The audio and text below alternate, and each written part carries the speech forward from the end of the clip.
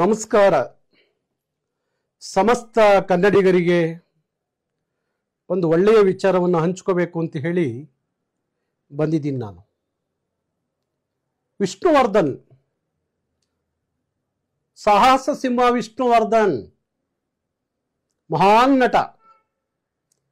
ಕರ್ನಾಟಕದಲ್ಲಿ ರಾಜ್ಕುಮಾರ್ ನಂತರ ಅಂತ ಒಬ್ಬ ನಟನ್ನ ನಾವು ನೋಡಲಿಕ್ಕೆ ಸಾಧ್ಯ ಆಗಿಲ್ಲ. ನನ್ನ ಅಚ್ಚುಮೆಚ್ಚಿನ ಮತ್ತೊಬ್ಬ ನಟ ಅಂದರೆ ಅದು ಡಾಕ್ಟರ್ ವಿಷ್ಣುವರ್ಧನ್. ಅವರ ಪುಣ್ಯಭೂಮಿಗಾಗಿ ಹೋರಾಟ, ಅವರ ಪುಣ್ಯಭೂಮಿಗಾಗಿ ಒಂದು ಹೋರಾಟ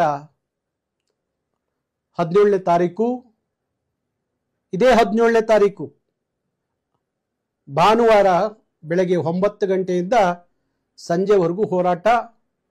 ಸ್ವಾತಂತ್ರ್ಯ ಉದ್ಯಾನವನ ಬೆಂಗಳೂರು, ಫ್ರೀಡಂ ಪಾರ್ಕ್. ಬನ್ನಿ ವಿಷ್ಣು ಅಭಿಮಾನಿಗಳೇ, ನೀವೆಲ್ಲ ಬನ್ನಿ. ನಾನು ಬರ್ತಾ ಇದ್ದೀನಿ ಆ ಹೋರಾಟಕ್ಕೆ. ಇಡೀ ಕರವೇ ಬೆಂಬಲಿಸ್ತಾ ಇದೆ. ನಮ್ಮ ಡಾಕ್ಟರ್ ವಿಷ್ಣು ಸೈನ್ಯ ಸಮಿತಿಯ ಅಧ್ಯಕ್ಷರಾಗಿರುವಂಥ, ರಾಜ್ಯಾಧ್ಯಕ್ಷರಾಗಿರುವಂಥ ವೀರಕ ಪುತ್ರ ಶ್ರೀನಿವಾಸ್ ನಾಯಕತ್ವದಲ್ಲಿ ಈ ಹೋರಾಟ ನಡೀತಾ ಇದೆ.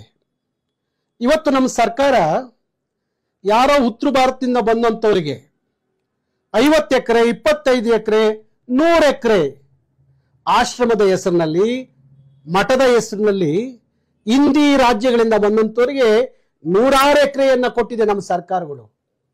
ಆದರೆ ಕನ್ನಡದ ಒಬ್ಬ ಪುಣ್ಯಾತ್ಮ ಮಹಾನಟ, ಕೋಟಿ ಕೋಟಿ ಅಭಿಮಾನಿಗಳ ಹೃದಯ ಗೆದ್ದಂಥ ನಟ ವಿಷ್ಣುವರ್ಧನ್ ಅವರಿಗೆ ಅವರ ಪುಣ್ಯಭೂಮಿ ಎಷ್ಟು 10 ಕುಂಟೆ, ಬರೇ ಕೇವಲ 10 ಕುಂಟೆ ಜಾಗವನ್ನ ನಮ್ಮ ಸರ್ಕಾರ ಕೊಡದೆ ಅವಮಾನ ಮಾಡುತ್ತೆ ಅನ್ನೋದಾದ್ರೆ, ಅವರ ಅಭಿಮಾನಿಗಳನ್ನ ನೋಯಿಸುತ್ತೆ ಅನ್ನೋದಾದ್ರೆ, ಅಭಿಮಾನಿಗಳ ಆಕ್ರೋಶಕ್ಕೆ ತಲೆ ಬಾಗದೆ ಹೋದ್ರೆ ತುಂಬಾ ಕಷ್ಟ ಆಗುತ್ತೆ.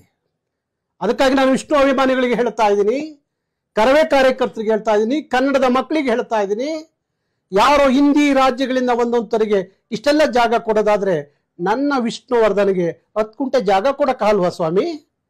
ಅವ್ರ ಮಧ್ಯದಲ್ಲಿ ಜಗಳ ತಂದಿಕ್ತೀರಾ? ಕುಟುಂಬಕ್ಕೂ ಅಭಿಮಾನಿಗಳು ಜಗಳ ತಂದಿಕ್ಕೋ ಕೆಲಸ ಮಾಡ್ತಿದ್ದ ಸರ್ಕಾರ. 10 ಕುಂಟೆ ಜಾಗ ಅವ್ರಿಗೆ ಕೊಡ್ಲೇಬೇಕು. ಇಲ್ಲ ಅಂದ್ರೆ ನಾನು ವಿಷ್ಣು ಇದ್ರ ಹತ್ರ ಹೋಗಿ ಅಮರನಾಥ ಉಪವಾಸ ಕೂತ್ಕೋತೀನಿ. ಆಮೇಲೆ ಏನಾಗುತ್ತೆ ನೋಡಿ ಕತೆ. ಹಂಗಾಗೋದು ಬೇಡ ಅಂದ್ರೆ ಅವ್ರು ಕೇಳಿರುವಂತ ಆ ಸಮಾಧಿ ಇರುವಂತ ಆ ಪುಣ್ಯಭೂಮಿ 10 ಕುಂಟೆ ಜಾಗ ಏನಿದೆ ಅದನ್ನ ನೀವು ಕೊಡಬೇಕು. ಇದೇ ಹೋದ್ರೆ ಈ ಹೋರಾಟ ಇಡೀ ರಾಜ್ಯಾಪ್ತಿಯಲ್ಲಿ ಬೇರೆ ಸ್ವರೂಪವನ್ನು ಪಡ್ಕೊಳ್ಳುತ್ತೆ. ಸರ್ಕಾರಕ್ಕೆ, ನಾನು ಸನ್ಮಾನ್ಯ ಸಿದ್ದರಾಮಯ್ಯನವರಿಗೆ ಕನ್ನಡದ ಭಾಷೆ, ಸಂಸ್ಕೃತಿ, ಕಲಾವಿದರು ಅಂದ್ರೆ ವಿಶೇಷವಾದ ಪ್ರೀತಿ ಇದೆ. ಸ್ವಾಮಿ ಸಿದ್ದರಾಮಯ್ಯನವರೇ ಕೊಡಿ, ಅವ್ರಿಗೆ 10 ಕುಂಟೆ ಜಾಗ ಕೇಳ್ತಿದ್ದಾರೆ, ಕೊಡಿ.